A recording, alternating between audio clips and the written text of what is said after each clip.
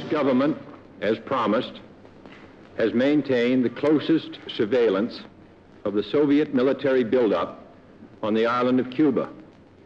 Within the past week, unmistakable evidence has established the fact that a series of offensive missile sites is now in preparation on that imprisoned island.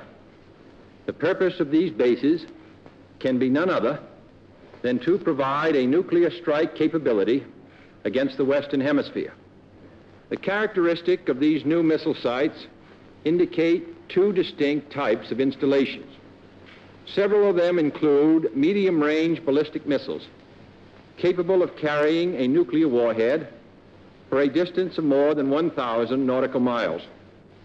Each of these missiles, in short, is capable of striking Washington, D.C., the Panama Canal, Cape Canaveral, Mexico City, or any other city in the southeastern part of the United States, in Central America, or in the Caribbean area.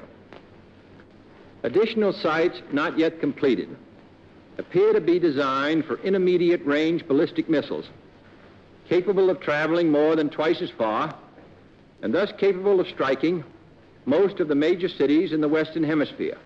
This urgent transformation of Cuba into an important strategic base by the presence of these large, long-range, and clearly offensive weapons of sudden mass destruction constitutes an explicit threat to the peace and security of all the Americas.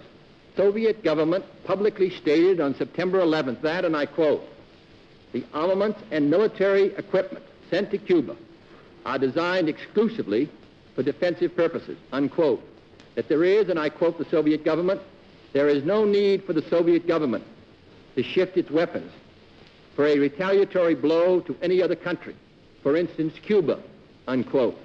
And that, and I quote the government, "the Soviet Union has so powerful rockets to carry these nuclear warheads that there is no need to search for sites for them beyond the boundaries of the Soviet Union," unquote.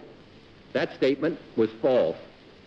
Only last Thursday, as evidence of this rapid offensive buildup was already in my hand, Soviet Foreign Minister Gromyko